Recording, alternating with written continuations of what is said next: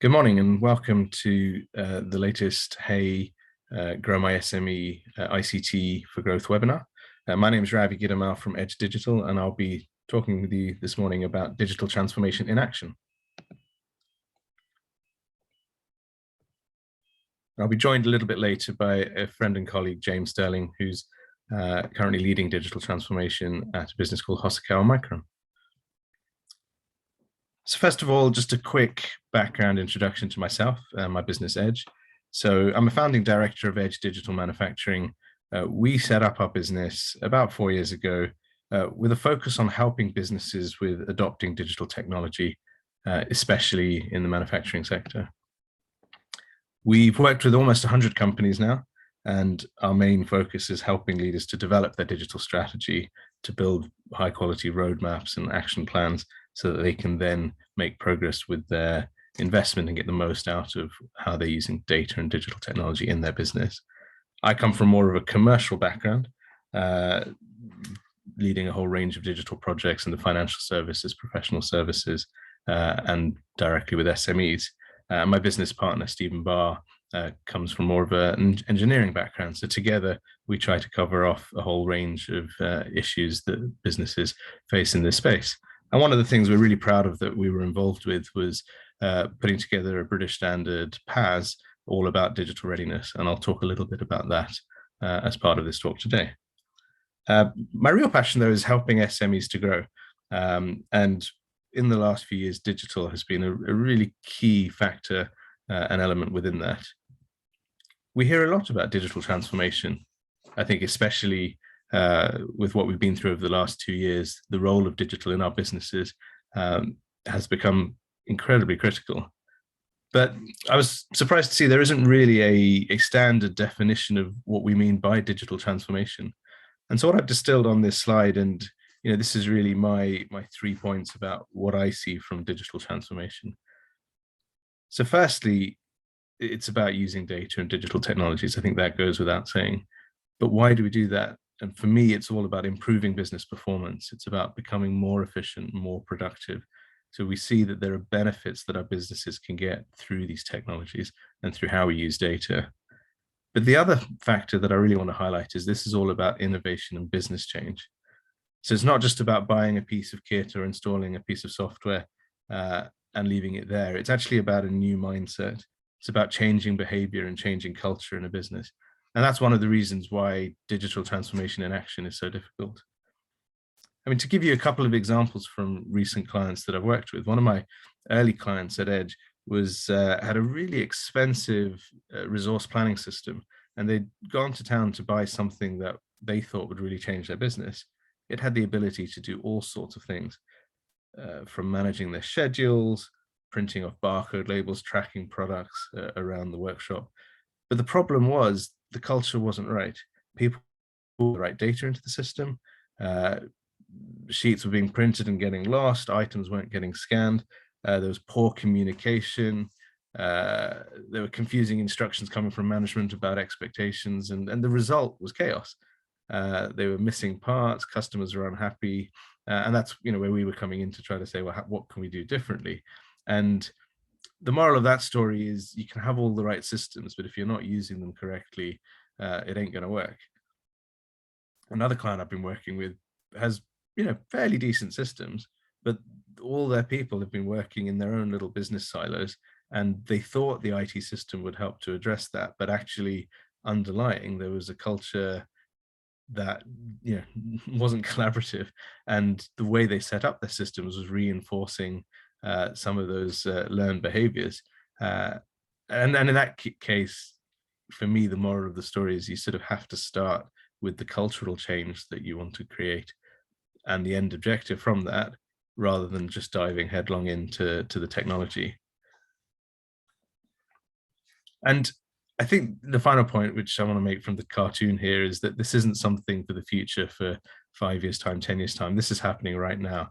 And I think we have to get on the journey or we're going to miss out. And the pace of change is another element that's really important when we think about digital transformation. Who'd have thought that in 15 years, we've gone from smartphones through to now talking about a metaverse. And the pace is so strong that even when you think about engaging in a digital transformation, actually it can be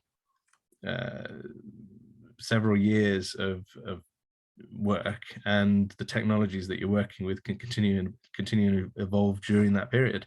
So what we start out and what we mean by transformation on day one of our project could be completely different to some of the objectives and things we want to achieve at the end. So I think it's really important to think about not only the technology we want today, but what we want in our business over the next 3, 5, 10 years, and therefore enabling the technology to grow with the business as the business grows. As an example, one of my first jobs with British Gas was developing one of their early websites.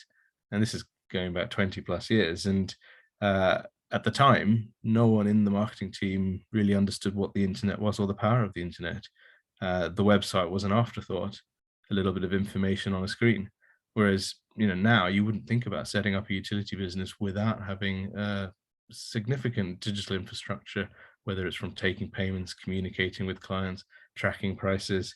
And that's, in a very relatively short space of time. So having set the scene about digital transformation, what I'd like to do is to consider now, how can we adopt it successfully? And the first point I'd like to raise about digital transformation is collaboration. And I've already mentioned culture. You might recognize part of the quote on the cartoon on the left from Peter Drucker. I think there's something in this that is so true, that if we can't get the culture right, the technology, it can be the best technology in the world, but it's just not going to deliver what we need it to deliver. And transformation itself needs to be a collaborative process. So if we think about digital, we need the operations team working effectively with IT. It's also a learning journey. So people, as we introduce new technologies, over time, they need to build confidence and knowledge of these systems. They need to see the difference they can make in the business. It works where you have knowledge shared between departments. I talked about silos earlier. Actually, when it comes to using new systems, that collaborative process of learning together is so vital. But also in terms of what we want the systems to achieve, the value of multiple perspectives. So having different parts of the business communicating what they need the technology to do for them, and then enabling that technology to deliver against that. And overall, it's a change management process. We're changing some of the functions and the behaviors and the steps and the processes, and we need to take people on that journey with us. I worked with a business, you can see the quote on the right, called Croft Filters. And the powerful thing working with them was getting 8, 10, 12 people involved in that process in the room together. And this is just an example of a quote, but the reason I put it there is the importance of creating that buzz and that energy. Because when you can get to that level, and when people are collaborating, working together, that's when they want to make the changes that are required to get the most from the technology. Without that, you meet resistance and projects fail. McKinsey write a lot of great stuff around this whole topic, and I thought I'd draw out a quote from one of their new normal, next normal papers in the pandemic. And the words in orange just really sort of highlight some of the elements of making digital transformation work. And a few things that we put in practice that we think are vital.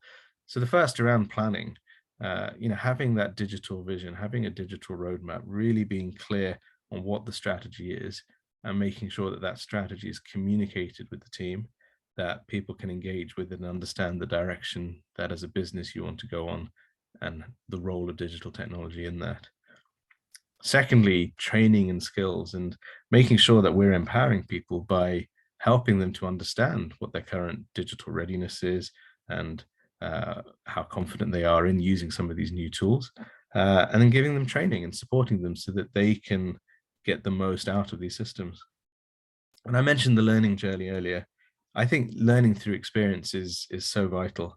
And so we need to create collaborative workplaces where people can learn together, and they can share ideas, they can share their plans and their own requirements, but all of that coming together to make projects more successful.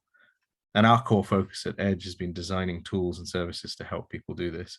And we find digital works best when people are at the heart of it. So a question I'd like us to consider this morning is, where are we? Where are you in your digital journey?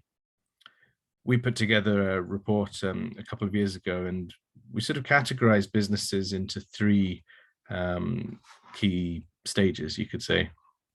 At the start were digital observers. So these were companies who have a fairly low level of digital readiness. They're quite new to investing in technology. They've heard about the hype. They're watching from the sidelines, and they're thinking, digital might have a real role to play in our business. At this stage, many haven't even thought about the transformation or implementation elements of it. It's just about, maybe we could do with a system that could help solve this particular problem. In the middle, we have the Pathfinders. So these tend to be businesses who are already doing something. And funnily enough, I would say, as a result of the pandemic, a lot more businesses have been forced to jump on board the digital journey, whether that's through investing in remote working technologies, being able to support multiple sites and activity when you can't be face to face.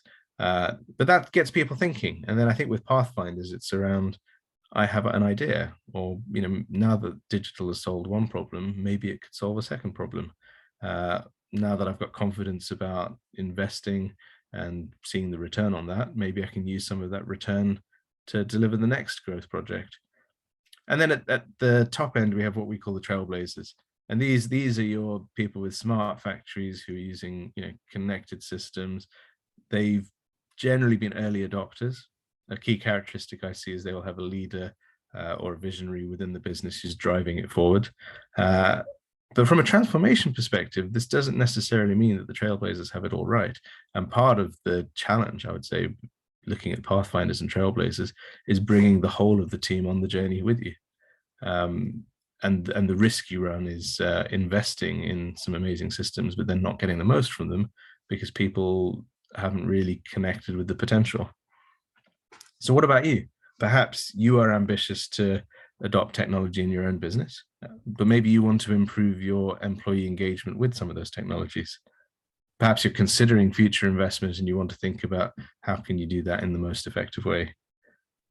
I think for many, there might be a gap or a tension between your ambition, but the reality of your situation, whether that's a resource barrier, financial barrier, a customer barrier, or supplier pressures. And overall, I'd like to think that many of you are listening to this because you want to build energy and momentum for digital change. So let's think of some questions that you might want to think about at the outset. First of all, what is the right level of investment in transformation?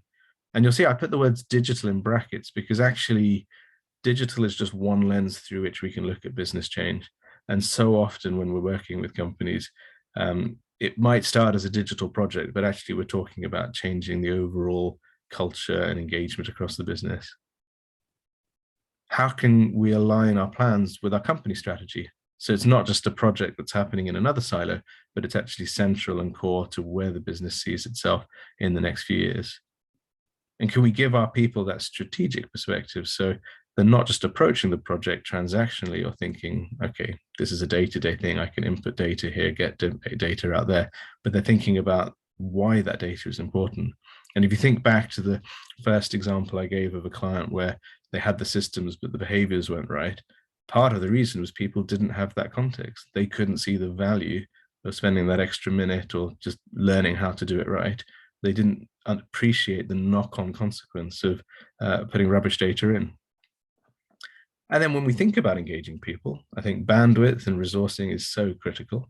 And with many clients I'm working with, the central issue is we don't have enough people, or we have good people, but we could do with cloning them. We've got many more projects coming in. And then you want to invest in the digital systems to alleviate bandwidth, but it requires bandwidth to make that investment and get it working. And so you're in that catch-22 situation. And then when we think specifically about investing in change programs and if you like, a more full-blown transformation of the business with digital, where there might be multiple investments and projects going on, how can we maintain momentum and avoid that fatigue that can set in when, initially there's a bit of excitement and hype about a new system, but then there's the hard work of, changing processes and adjusting and getting it working, and that can very easily become frustrating. And so, how can we avoid the fatigue that sets in? So these are just some of the things to think about at the outset. I've mentioned digital readiness, and I just wanted to spend a few minutes highlighting why we feel this is quite a helpful framework.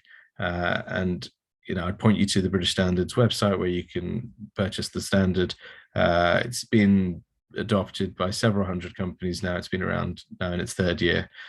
We define digital readiness as the maturity of a business or part of it to optimize its use of digital technology to achieve its objectives. So this isn't about everyone becoming a smart factory. This is about what do you want to achieve? Where do you want digital to take you? And how can you get the most from it? It can be measured, and there are tools available. The digital readiness level tool is one that we've been involved with. We've also developed our own app that can help with measuring and tracking readiness. And if you're interested, do reach out to me and I can talk you through how you can access that.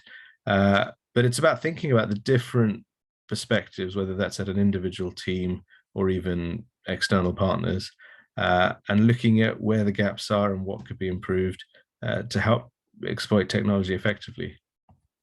There are 10 aspects that we look at, and if you think about digital readiness level, they have 3 pillars: leadership, technology, and value. And today I really want to focus on the leadership element, because I think when we're thinking about transformation, it's about vision, leadership, and culture that is really going to make the difference.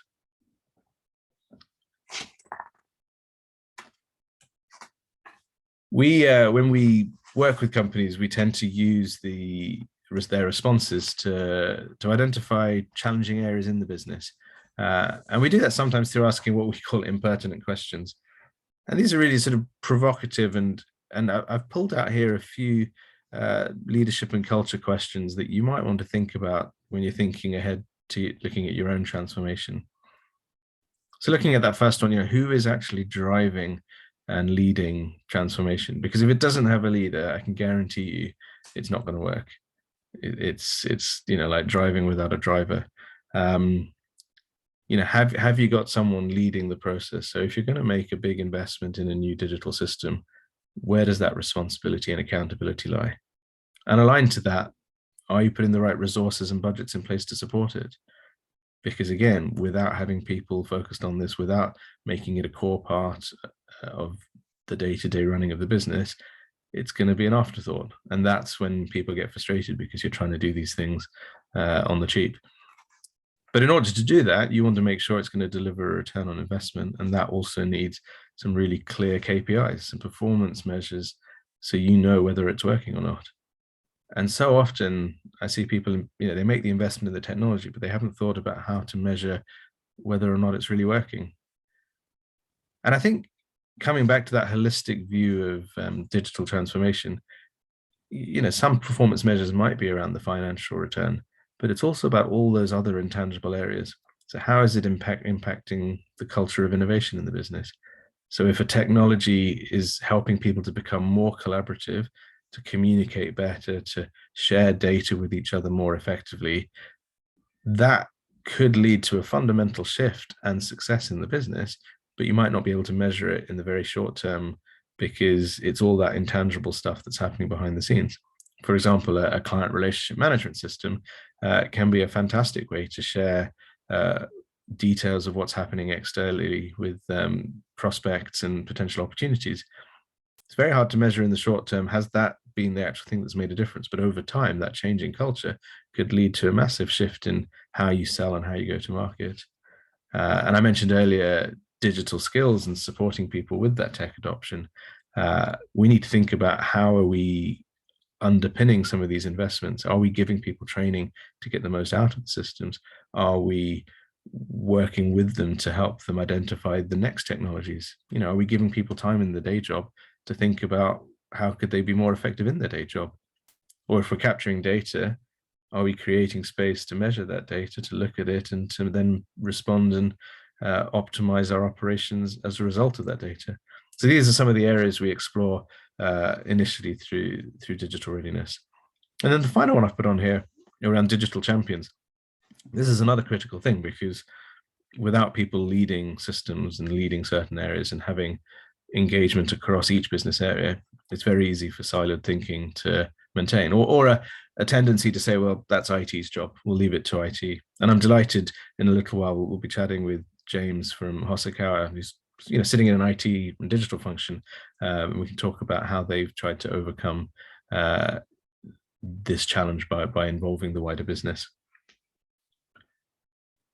I think the other final point, I haven't put it on the slide, but just thinking about digital and external use of digital. So thinking about how we manage vendors we work with, and thinking about who do we need from outside of the business who can support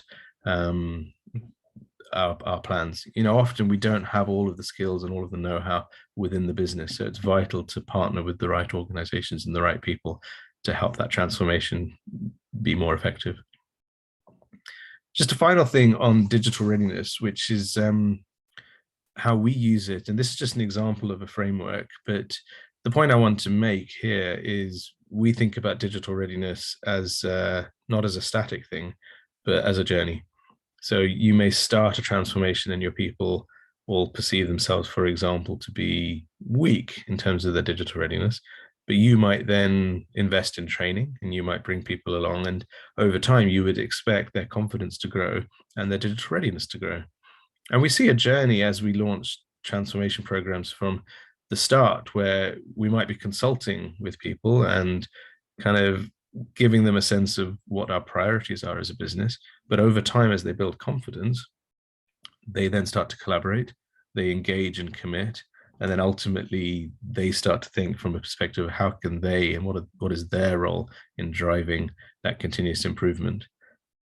Some of the outputs and impacts that I've put on this slide are examples of what can be measured to see whether that's working. So I talked about KPIs. We might look at staff churn and recruitment. We might look at key productivity measures, financial measures, sustainability measures. Over time, as we shift the culture, we should start to see some of those areas deliver results. And that's ideally how we know that the transformation is working. One of the things I thought I would do this morning is share a couple of what I call reference models. So there's you can imagine there's a lot of work that's been done thinking about how to affect good digital transformation. And there's a couple of frameworks that I found particularly helpful that I wanted to share with you. So the first one, two academics, Nitin Noria and Michael Beer, they wrote a book or an article, I think it started off as about 20 years ago, called Cracking the Code of Change, which was published by Harvard, and it's quite easy to access that online. What they were looking at is a couple of theories. One is an economic value-driven theory, which they call Theory E, which is where you think about change top-down. So what do we want to achieve as a business? How do we make that happen? So quite directive. And then the other, what they call Theory O, is something that's far more informal, that's bottom-up and driven by the people. And what they've tried to consider is whether a hybrid approach could be more successful, and noting the tension that can exist between a top-down and a bottom-up approach. And I've put on the next slide, and this is taken out of their paper, just a table of some of the areas where they explore these two theories and look at what they could look like combined.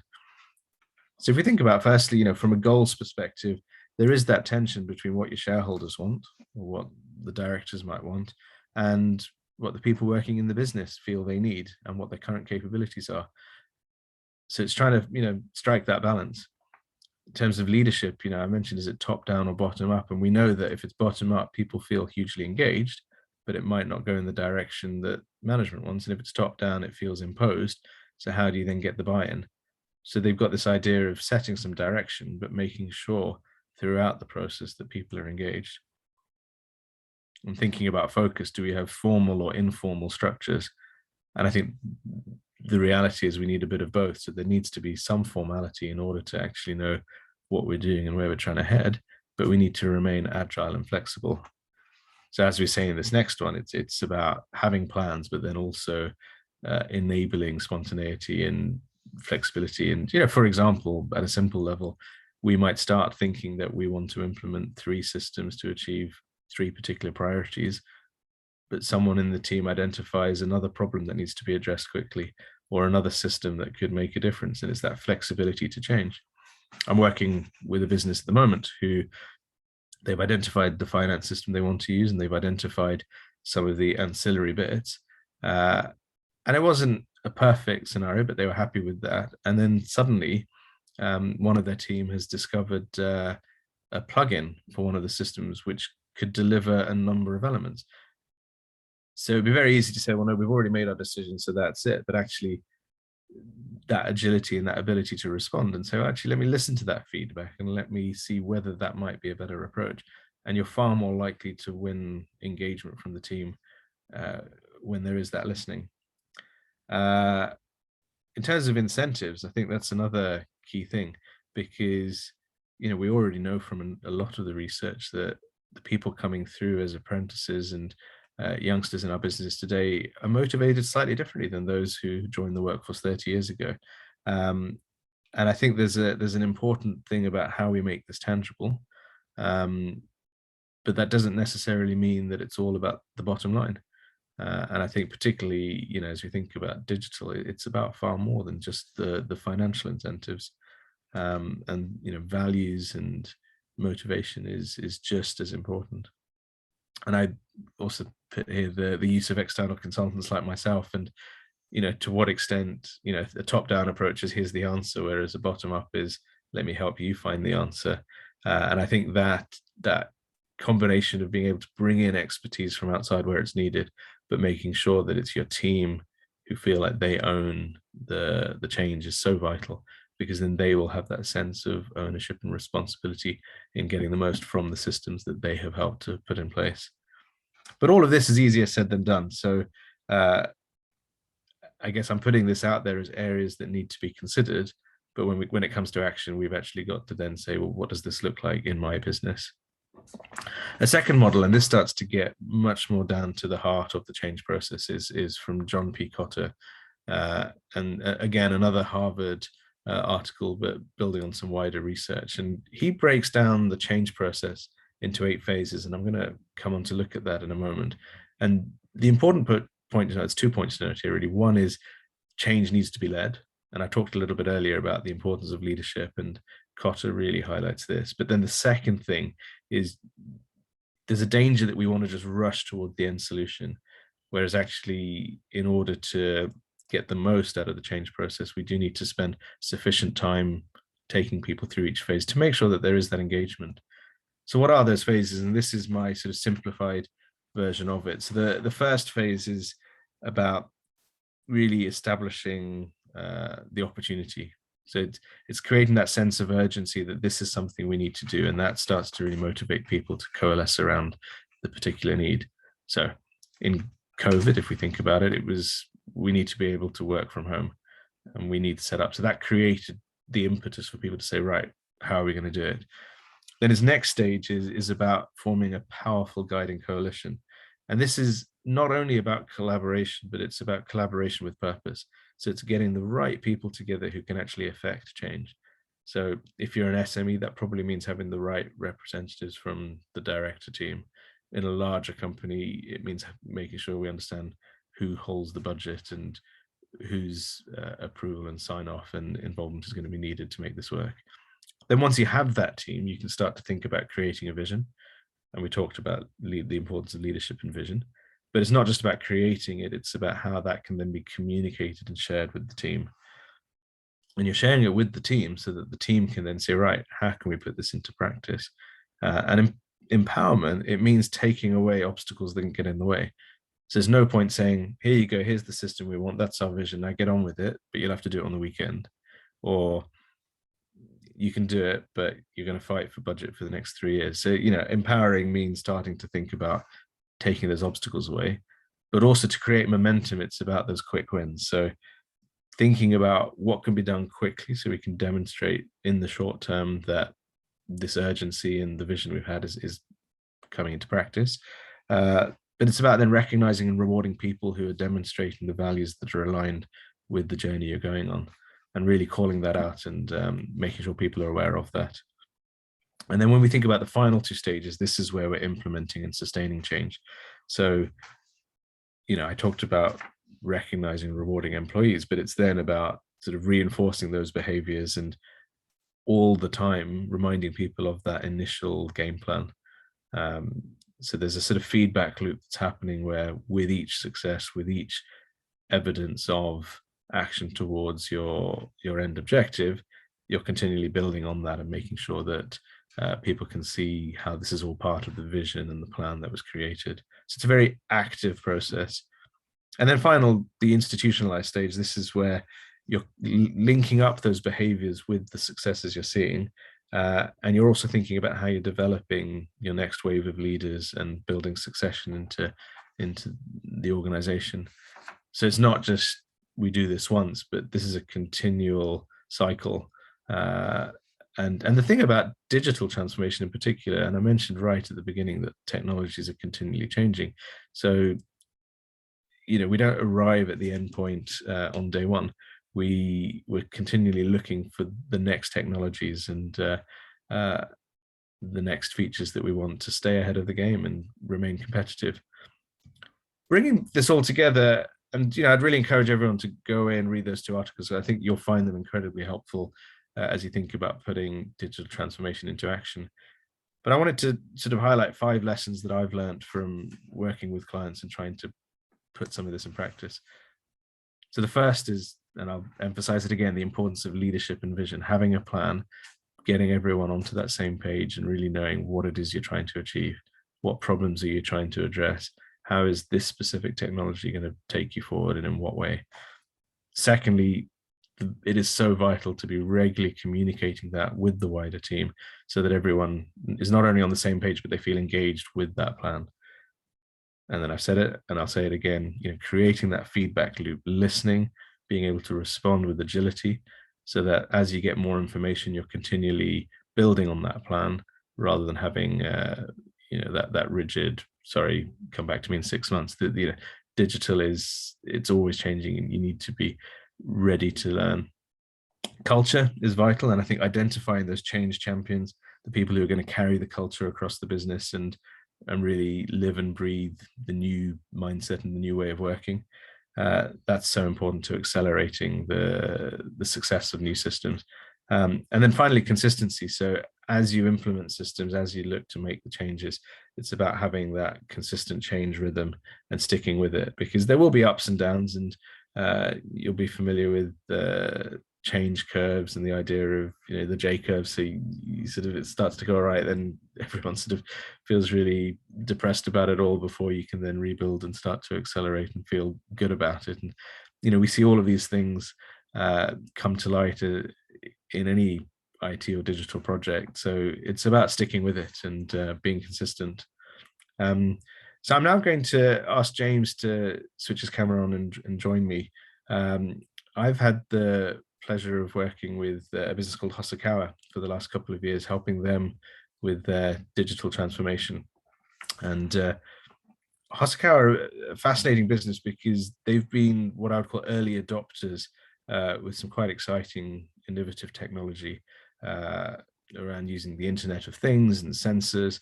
And they've also been really proactive as a business in investing in R&D and engaging with universities to take their products and services forward. So I thought it would be great to hear a little bit from James about his involvement from an IT perspective in digital transformation. And James, if I can bring you in now, so I'll get you to switch off mute. Just be good to hear a little bit from you about sort of the context of why Hosokawa is so focused on digital and how important you see that is for you as a business. Thanks, Robbie. So for obviously for the digital transformation and growth, it's a very large growth area that we need to push in. So we are trying to push out with connected devices. So we're predominantly a manufacturing business who makes machinery and equipment, and trying to move a little bit into the connected world with connected devices and our Gen 4 remote monitoring services to be able to generate a revenue from service and spares and going forward for that sort of side. So, we've sat on quite a few panels, likes of big players in likes of the CAD market and stuff like that, and a lot of businesses that aren't pushing out in the digital transformation and having digital connected services are going to see their revenue cut quite considerably over the next 5 to 10 years. So it's quite important to make sure that your devices are connected and you have all that connectivity and visibility for people and ourselves as well from a service and maintenance point of view. Thanks, James. And what we can see, I've taken this slide from one of Hosakar's strategic presentations, and you can see that digital underpins so many different, if you like, growth objectives, whether that's remaining competitive or being really focused on delivering high quality service with customers, and ultimately maintaining profitability and being able to stay in business. It'd be interesting just to hear your perspective, James, on the importance of digital sort of across all aspects of the business, because I was talking about silos earlier and how people can get kind of in thinking about digital in their role, but how do you see that sort of connected flow working in terms of data at Hosakar? Yeah, I mean, the problem you have, and all businesses will have this, is they will have silos of information in certain departments, and we are guilty of it, and still are to a certain degree now, where we'll have engineering and sales and after sales, and they'll all have their own individual silos of information that potentially, it's quite difficult to try and move that information around the business. Now, we initially, again, we started off with our Gen 4 monitoring platform, which is, it's a platform that allows our end users to really get the best out of their assets. So there's an AI based rules in there and all that good stuff and monitoring, but because we don't keep it we were selling it separately as a siloed side. So we brought it all into one and encompass it and sell it from a sales point of view from the onset. So to have information siloed in certain areas, sometimes it just doesn't work. So to try and bring them all together into one, it does make it a lot easier. And that's really good. And I think, certainly what I've experienced with a number of the companies we've worked with is one of the key sort of initial motivations for starting a digital transformation has been either frustration with having to go to multiple different places and areas for data, and just the inefficiency and the time that is lost trying to answer simple questions.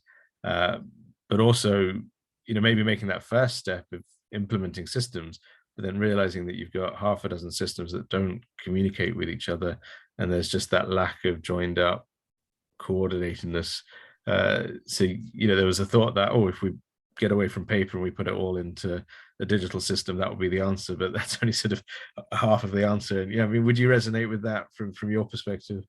Absolutely. I mean, we get told, I mean, one of our partners is AWS, Amazon Web Services, and a lot of their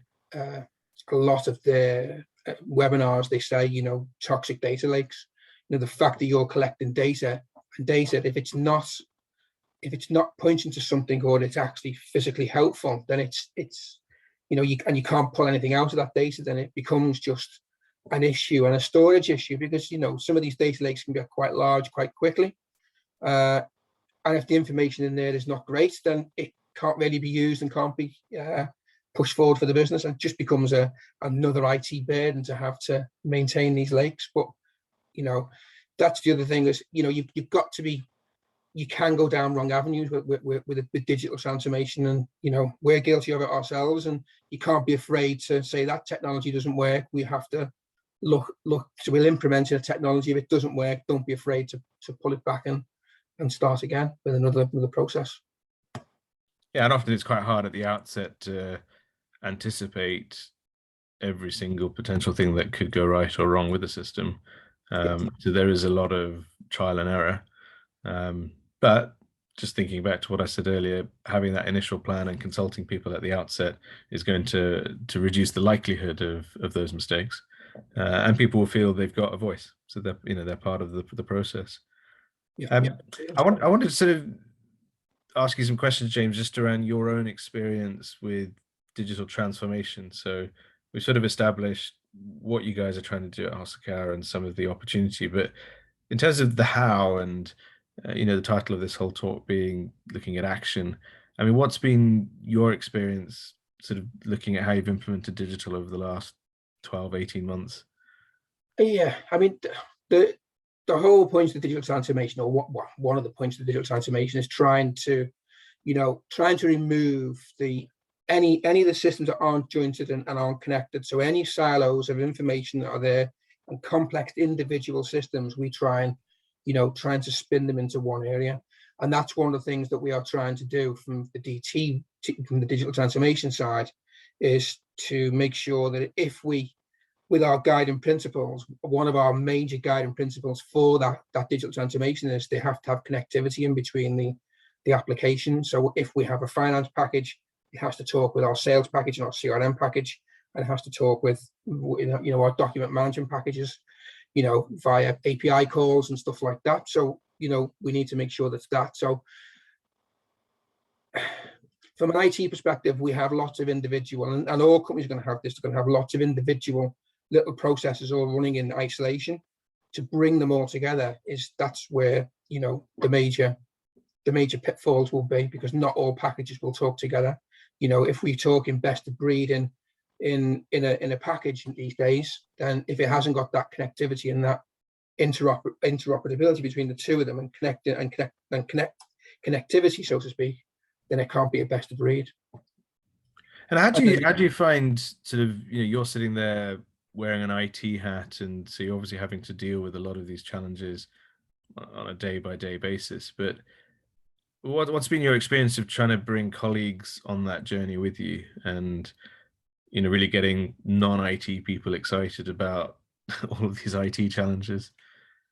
No, it is a challenge. It is quite a challenge to be able to do that. But at the same time, the way we've come at it is, if we set up a team of we've set a steering team up to push them through, and to get people involved from a very early stage, I think is very key and instrumental, because once everyone starts to get a little bit of buy-in and their ideas are heard, and then they see them implemented, you do start to get a little bit, or a lot more less resistance, so to speak. So, and what do you think? I mean, sort of my second question, but what do you think's worked really well in terms of pulling that? I mean, what I called it earlier, a team of champions, but you call it a steering team. You've got some of the key business functions represented, but what has helped to make that work effectively? And actually, one of the major issues is obviously having a very clear plan from not just IT, but from the DT steering team as well. We're effectively, as IT, we're a facilitator of the end goal, basically. But we don't know the devil of the detail of what sales do, what engineering do, and what after sales do, and contract processing. So there's certain elements on that we need to get buy-in from other people. So that's where we set up champions in certain areas, which is really, really good. We start to get engagement with people because they start to feel their ideas are being listened to and implemented, and having a very, very clear plan, so exactly where you want to go to in the next sort of 6 to 12 months. So the way we've done it is we've set up a now, next, and later. So obviously the now is the first sort of this next 6 months. The next would be up to 12 months to 18 months, and then the later would be pushing out to sort of 3 years if we needed to. And they'll be all nice to haves if we have them, but sometimes we can't deliver all the digital transformation at once. It's quite difficult. So and how are you helping people to sort of be aware of what's on those in those different buckets, and kind of collaborating around ideas? So with that is we use Teams. So we love Teams now here at Hosokawa. It's one of those packages that Microsoft have rolled out. At a very, very it didn't really get much traction pre-pandemic, but now I can pretty much guarantee that most firms now are using Teams as a platform sharing tool. And were you using it before the pandemic? Not outside IT, no. So again, The IT division were using it, but outside of IT, not really. Very, very few and far between. A few meetings were going through, and as we started to implement, obviously the retirement of Skype was one of the ones that was there, and some of the big companies started to retire Skype quite early, and then they started to enforce Teams. But again, it was only a meeting platform. So we've started to use Teams, and we use all the planner, Microsoft Planner inside Teams, and all the extra stuff that they give you for Office 365. So it's a really good sharing platform to be able to put them ideas. And I think you've got to have everybody on board and communicate with them effectively. And Teams is a really good platform for doing that. Yeah, I mean, it's interesting. So I've worked with clients who've used various different tools. So there's project management tools as well, such as Trello and Asana. I've worked with businesses that have used Slack and created Slack channels, and I think you're right. Having a real focus on communicating what's happening is so vital to the transformation process. Because the one thing that's going to hold people back is if they feel they weren't told or they weren't consulted or informed. Yeah, and that's what you will get people pushing back on change at that point, because as human beings we don't like change anyway. So when someone tells you you're going to do something differently or start to do something different thing, then you automatically start to push back. But if you make everyone available, make everyone aware of your changes that you're doing, and you keep your eye on the end goal, then everybody will buy into that, and as long as they feel heard and push forward, then you get a lot less pushback from the users and even the board of directors. And what about in terms of managing, I'm going to call it competing priorities, but there's only a finite amount of time and bandwidth, and ultimately as IT and with the management team, you're going to need to make the calls on what you can and can't do. I mean, do you have any thoughts on how to kind of keep people engaged when maybe you're having to tell them, sorry, we can't invest in your pet project? It is a difficult one. Again, the IT departments, from our side, it will become a blocker for DT, because obviously there's only a finite resource and a finite amount of money and a finite amount of time to be able to do that. So you have to be quite clear as to which tasks to do, and identifying. Obviously, we've set up like a matrix to say what's the impact of the business. Is it going to be a big or a small impact, and obviously the time scale to that. And obviously the allows us then to make that decision. I think as well, keeping teams smaller. So the whole point of setting up our focus group was, and our digital steering team, is that we can earmark certain people to be able to take, smaller projects themselves. So it does allow sort of when somebody, because obviously when the IT's stoked with work, then you've got other areas of the business that may be a little bit quieter at certain times of the year, so they can start to take on, certain smaller projects and start to push them over. It does come back to us as a facilitator to be able to implement them changes, but it takes a lot of the legwork out from our side. Plus the fact as well is it stops us going down the wrong route, in case because we have had that before. You roll something out, you go, this is great, we think it's brilliant as IT, but then when the users come to use it, they go, this doesn't work, because we've enforced it on them. Whereas if you get more information coming back from the users, you receive the information firsthand, and they have a hand at building it at the same time, so it makes it much easier. I think our major priorities going forward are, one of the things that we did do is we set up a skills matrix for the users as well, and sent out a survey dependent on how confident they are using the packages and the systems that we have. That allows us to work out whether we're actually getting value for money out of our packages, because Office 365, Autodesk products that we use are very expensive products. Brilliant, but expensive if you're not using them to the full potential. So we sent out a survey that would basically, ask the users, how confident are you in these packages? and it's quite it's quite interesting, the results you get back, because you automatically think that everyone's fully sufficient and proficient in all areas, and it's quite evident that it's not. So what that's done is that's allowed us to set up a nice clear training plan, so we can start to train our users. And that's one of the major issues, is getting your users fully trained and fully proficient in Office 365, in all the engineering packages, in sales, in financial packages.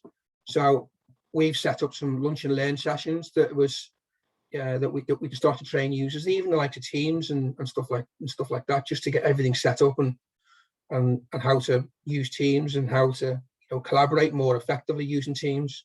And that is a very, very, really big area of improvement, I think, from our side. Yeah, and it really plays into that idea of people feeling communicated with, and that their priorities are being listened to. Yeah. Because I think, as you get that training, it's empowering you and giving you greater ability to use the systems that are there. Yeah. Again, it gives it's an easy win as well. Don't be, I hate the low-hanging fruits. It's not a but it's one of those. It's an easy win. It's something that you can send your users on training, and you get more engagement from that, because they feel they're being listened to, and then they're being trained. So you're getting something back from them. So then when you ask them another question the next time to say what can we do to improve, then you're more inclined to get a more positive feedback, because they're being listened to. Yeah, and it reminds me of the Beer and Noria sort of hybrid model, because in this sense, IT is sort of acting top down in terms of here's the systems that are being implemented, and here's some of the priorities, but you've also then got that agility in responding to the user feedback, and listening to what's coming out bottom up, and that kind of partnership is quite an effective way of working together. And I totally agree with the hybrid theory as well. We tried to implement top down, we tried to implement bottom up, and it sometimes it works, sometimes it doesn't. But I must admit, I think the hybrid theory between the two, is a, for us, I think is a lot better. We don't want to create an environment, and this is the one thing that you don't want to create in implementing DT, because you'll just get pushback, is if you feel, or if users feel, that they're being directed to do something, you are going to get a pushback from it, because of you've got to feel that they're being listened to from underneath, and they're at the end of the day, the people at the coalface who are actually working on the day-to-day processes, they know their processes more than anybody. And it's the same as us, because we don't know that. So that's the reason why trying to bring in the people who are actually doing the day jobs for the information, that's the information that you need to understand and accept and try and improve. But I mean, thinking about my fourth question here, and that's all well and good, but ultimately some of the buck does need to stop with IT, and yes, you don't want to be too directive, but at the same time, people need to have the right skills to be able to identify which systems are appropriate and how they all join up. And so what's your experience been of, if you like, that IT leadership and the role you can play day to day to drive digital transformation? Yeah, again, us as the IT function, we need to look at the overarching IT issues that are currently with the business. So if there's any infrastructure issues that don't work, that's something that you do need to fix very, very quickly. So likes of IT help desks and stuff like that does help with things like that, to stop that from progressing. But also as well, you've got to try, and as much as an end user will continue to do something, so sales or after sales will do something that they've always done. It's about putting, as an IT function, we've got to put tools in front of people's noses to be able to understand where they are. And I always have this overarching vision of looking in the future of things like what are other companies doing, and collaboration with companies. And a couple of weeks or a couple of months back, we went to the Digital Manufacturing Week Expo, and you're speaking to companies there that you might not want them today, but you certainly want them in 3 to 5 years time. Now you've got to put that in your mindset, so that is your 3 to 5 year push to go into that, because you might not be in a position to do that now, but you might be in 5 years time. It might have even gone in a completely different direction. You just don't know, but you've got to have your eyes open and look at all of the sort of trending technologies that are pushing out, because especially with digital and connected devices, that technology is pushing through at a very, very great rate of knots. And the horizon that you see today will not be the horizon in 12 months time, 18 months time. And we've got to take that, try and filter out a certain amount of expense and stuff like that and things, and try and push them towards the users, and put them tools under the user's nose. Things like we've implemented a new financial system that's cloud-based, and it's not gone without its challenges, but at the same time, it takes away an awful lot of blind spots in the business that were there previously. So it's one of those. How do you think you can empower others within the business to be also on the lookout for those new technologies? Again, I think by communicating, and communication is the key to anything with the digital transformation. Is you've got to keep your users on board and making constant wins all the time. Little small easy wins, and being able to, because what we've done, we've set up a new intranet that's based inside Teams as well, and that is a really, really good way of being able to share news ideas and news groups to how how things have progressed in IT. Most people won't see that. They see IT as just a function to the side that sits in the back room, and they just do this busy away squiddling stuff down the back alley. But it's not the way. That's not the way. Obviously it is. You've got to try and get that information out, and the easiest way to do that and put it in front of everybody's noses is to put it in on a website, basically.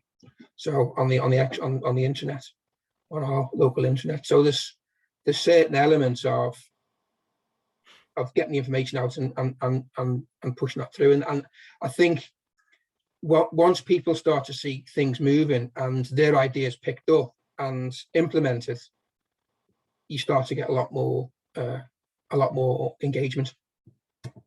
Yeah, that comes back to that whole idea of the quick wins, or as you said, the low hanging fruit. It's sort of trying to build that snowball and get it bigger and bigger, so that people see it happening. But I mean, that's all really positive. I'm just wondering, are there any lessons you feel you've learned as you've gone through some of this transformation process, and things now that you think, oh, do you know what, if I'd known that 18 months ago, I would have done things slightly differently? Oh, there's always lessons learned, and there's at the end of the day, you've got to be pragmatic in your approach in that respect. Not everything is going to go 100%, and even something that is failing now might not fail in the next 3 to 6 months. You've just got to keep in constant improvement, and you do get a bashing with IT with things like, oh, it's not working, this isn't working, and you've got to try and push it through. But then at the same time, you've got to make that decision. If something really isn't working, you really can't get it to work, you've got to then think outside the box and then go, do you know what, we've got to retract this current package or system and then implement another one. And we have done that in the last 12 months. Quite with one or two issues, one or two implementations we've rolled out. I guess that is a dilemma, though, isn't it? In terms of you want to test and pilot and experiment, but invariably that means some things won't be right. Yeah. And again, I mean, it does come down to that alpha and beta test again for your IT users need to alpha and beta test and be quite And I mean, we have done that, in there, but at the same time, when we start to roll out to the users, you become quite evident that something doesn't work, and no matter how much IT input we push in, sometimes it just doesn't work. So you have got to be tracked. Yeah, and it's I mean, part of this comes down to culture as well. So creating a culture where you can make that change and those quick decisions, and someone's not going to lose their job because you've tried to make something better and it's not quite been right first time. It's No, exactly that. I mean, again, it's that small, it's the incremental improvements. This is, we've done it quite a few times. You try to go be the bang and try to roll out a massive system in one go, and it's very, very difficult. It's very, very difficult at that point. You do need to start small and make incremental improvements to that software. And just because something isn't working today, the incremental improvement can actually improve that and fix and repair that as well. So, and have you found vendors helpful on that journey in terms of sort of the insights they can share, and or have you felt it's something you've had to kind of do in-house yourselves? It's a bit of both, really. The vendors obviously, will want to sell their products and trying to push them in, and the whole point of that is to, to make sure that you are not just implementing an IT system for implementation's sake. It's got to have a certain amount of, value to the business that is going to add and not take away. So if something is going wrong, then yes, we spoke to the vendors, and 99% of the vendors are, open and honest about them, and they want to help because they want to go forward with you as a partner. Mm-hmm. And I guess that comes back to that initial point about having a clear vision and plan, and making sure that those who need to from across the team are involved in putting that together, and almost doing that before going out and looking at the specific solutions. Yes, I mean that's a good point you make. You do have to pay your due diligence when you are, specing the systems that you're going to implement.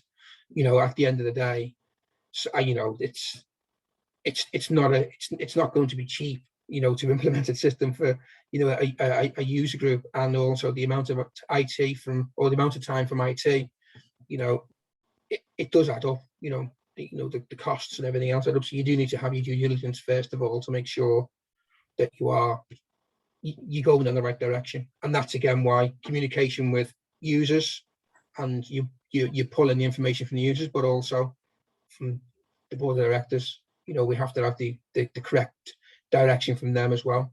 Yeah, that's brilliant. Thank you. And if you've got other questions, I'll put my email address up in a moment, and do feel free to get in contact, and we'll happily pick up outside of this webinar. So I guess just to recap quickly some of the things we've covered this morning, and just some of the lessons that James and I have learned as we've been thinking about digital transformation in action. And I think I'd pick a few. So firstly, the importance of leadership, the importance of having a plan, a vision, and really starting as you mean to go on from the outset, and using the advice, the tools, the support that's out there, doing your homework to really have that clear plan. I think secondly, the communication of that plan, and really engaging with the team, and making sure that it's not one individual or one team in the silo, but a real joined up effort.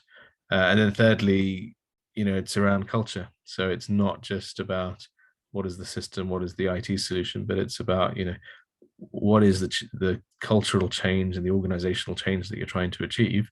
And digital is part of helping you do that, but you have to be willing to address some of those people issues in order to get the most out of their systems. If you've got any questions, I'll just put my email up on the screen. My mobile number is there as well.